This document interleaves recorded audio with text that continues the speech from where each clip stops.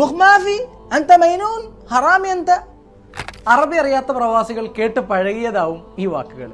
Arab ലോകത്ത് വർഷങ്ങളോളം പണിയെടുത്തിട്ടും അറബികളോട് സംസാരിക്കാനോ ഭാഷ കുറവ് കൊണ്ട് ജോലിയിൽ പ്രൊമോഷനോ സാലറിയിൽ വർധനവോ ഇല്ലാത്ത ഒരുപാട് ആളുകളുണ്ട്.